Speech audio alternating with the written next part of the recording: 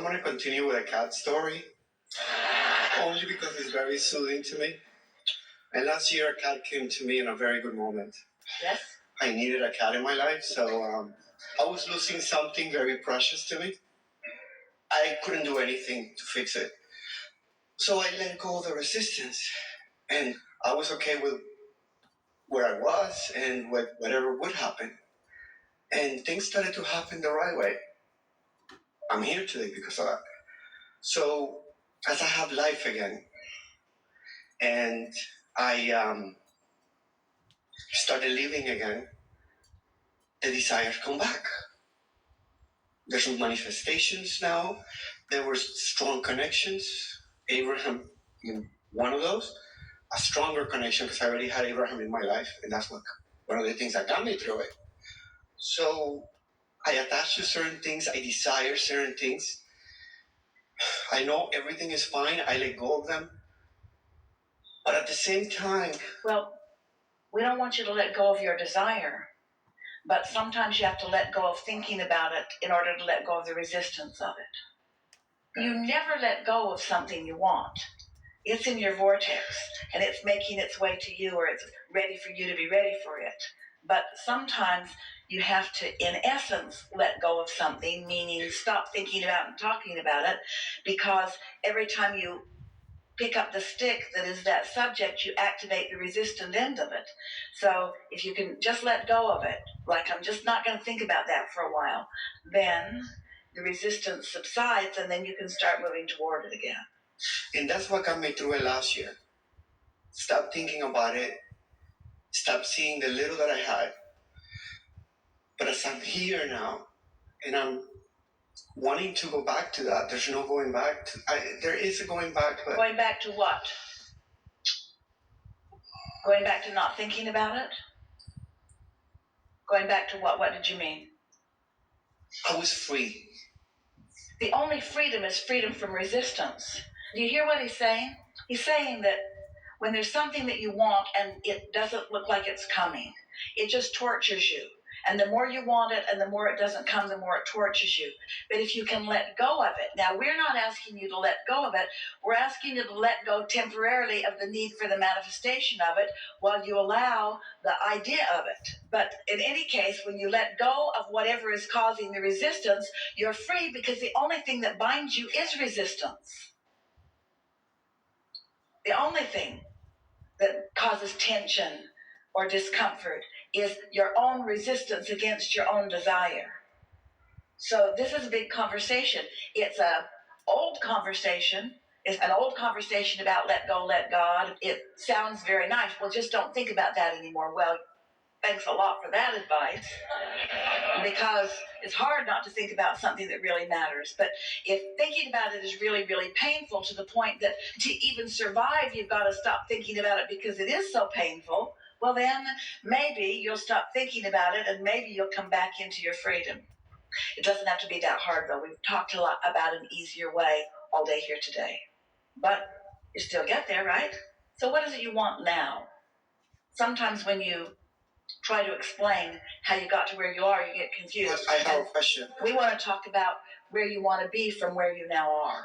The question that is coming to me, and we keep listening. The connections are stronger. The messages are very strong.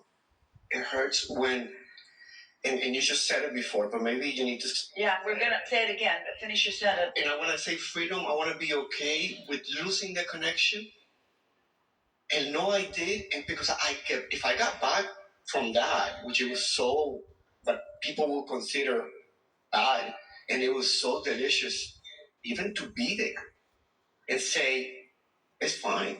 Like the person that sat here with a friend that had a skin condition, and you said it, stop thinking about it. So I was free. And well, when something feels bad, you're not on that receiving mode path.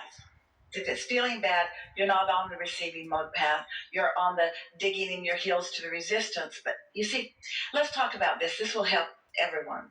So do you know why you ever feel negative emotion ever? It's because you've told your inner being through life that you want a certain thing. And your inner being is there with the vibrational essence of what you want, but you're not. That's what negative emotion is every time. It's you having asked for something that you're not lined up with, and the negative emotion is the tension that then is happening. Sometimes people say, Abraham, you teach selfishness. And we say, yes, we do. In fact, when we were talking about service not being what you're really wanting, some of you were feeling discomfort in even that notion.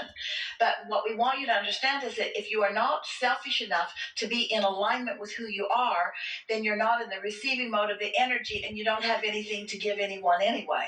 You can't be of service unless you have the vibration from which you serve. Step 1 is you ask. Step 2 is source answers. Do you know that when you're in the receiving mode, often you are inspired to be the step 2 step for someone else? You know how we've talked about when someone makes their transition and you are missing them, and sometimes a bird will be the messenger that will let you know that they are thinking about you or that they are there with you, because birds are plentiful and they're always tuned in, and so they often receive the impulse from a non-physical dearly departed, and they carry the message to where it is wanting to be carried. And so sometimes you are the step 2 equation for someone else if you're in the receiving mode. When you're in the receiving mode, then this giving and receiving and giving and receiving is just flowing through you, and you feel wonderful. And so anytime you feel negative emotion, it just means that for now, you are not in that receptive mode. So you want to talk about something specific? Yes. Where I am right now is I feel like I'm in Pampers, in the sense of... You feel that you are what? In Pampers concerning the law of attraction. Because the law of attraction is there, it's a law. But you see, that is not a helpful statement to you, and it's not even true. Earlier today, we were talking about how you are now in the place, you get this now. So stop telling that old story and talk to us about where you want to be in relationship to where you are. What is it that you want? Why are you tortured? I feel that the desire is for something more connected. What you feel is for more awareness and a bigger manifestation of your desire, but you can't get there from there. You've just got to cool your jets, stop trying so hard, stop offering so much effort, do more meditating, get more satisfied until those thoughts occur to you.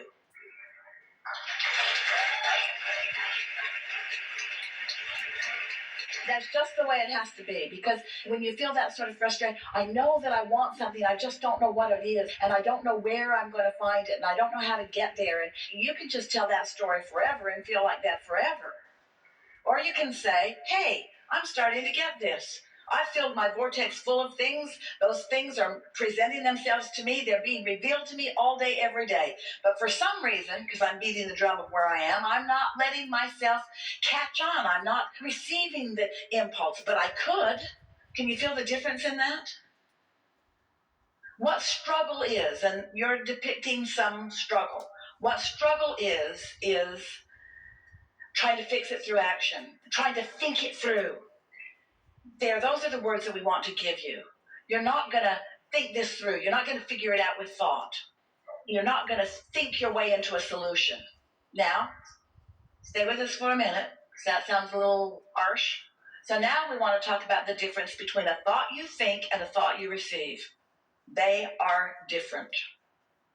Because you could be right in the middle of physical manifestations that you don't want, and oh boy, you're having thoughts. I don't like you, and I don't like you, and I don't like you, and that was wrong, and that was bad, and this is unfair, and this shouldn't have happened. And you're thinking thoughts. You're not receiving them from source energy, but you're thinking them. What you want to do is get to a place where you can receive thoughts. And the first manifestations are these emotions that you maybe can't even put into words. The feeling of relief, the feeling of freedom, the feeling that it's going to be okay. You can't figure out how. It's too soon to put all of that into place, but you just feel like it's going to be okay. And then you meditate another day, and you still feel like it's going to be okay. And then you meditate another day, and then you have a thought a clear thought about something that just feels good to you when you think it. And that's when you start saying, I'm coming back to life. My life is coming back to me. I'm rejuvenated. And if you can just stay on that trend just for a little while, we're talking about days or a couple of weeks, then it begins opening to you and off you go.